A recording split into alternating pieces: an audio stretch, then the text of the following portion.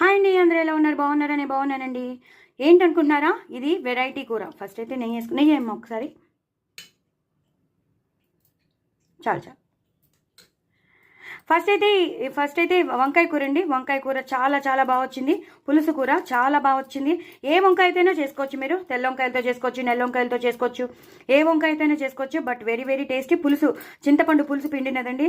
So ఒక mixture ఒక powder ఒక పేస్ట్ మాత్రం చేసుకోవాలి. అంటే అది కచ్చాబిచ్చాగా చేసుకోవాలి, నీరు పోయకుండా. ఏం లేదు, ఆవాలు, మెంతులు, ఎండుమిరపకాయలు డ్రై రోస్ట్ చేసుకుని పక్కన పెట్టుకోవాలి. అలాగే పచ్చిమిరపకాయలు, ఇంగువ అది మాత్రం నూనెలో బాగా వేయించేసేసి పెట్టుకోవాలి. అప్పుడు ఆ రెండు కలిపేసేసి గ్రైండ్ చేసుకుంటే ఒక పౌడర్ వస్తుంది. అసలు నీరు పోయొద్దండి, నీరు పోయకుండా గ్రైండ్ చేసుకోవాలి. మిగతాదంతా చక్కగా నేను లాంగ్ వీడియోలో చూపించాను. చక్కగా చేసుకోండి, సూపర్ ఉంటుంది. కూర మాత్రం చాలా పుల్లగా ట్యాంగీగా ఉంటుంది. అసలు వంకాయ అంటేనే చాలా టేస్ట్. అలాంటిది చింతపండు పిండే ఉంటే ఇంక చెప్పక్కర్లేదు. నేను 1 minute షార్ట్లో చెప్పేశాను. చూడండి, తప్పకుండా చేసుకోండి. చాలా చాలా చాలా చాలా చాలా టేస్టీగా ఉంటుంది. ఇలా గవ్వలు చేసుకున్నాను. గవ్వలు ఇవి నంచుకొని చిట్టి పూరీలు నంచుకుంటే అదిరిపోతుంది. పిల్లలైతే అసలు వదిలిపెట్టరు. డిఫరెంట్ వంకాయ కూర, ఎప్పుడు రొటీన్గా చేసుకునే వంకాయ కూర మాత్రం కాదు. చాలా డిఫరెంట్గా ఉంటుంది. ఎంత బాగుంటుందంటే అంత బాగుంటుంది. నేను చెప్పలేను ఇంకా అసలు.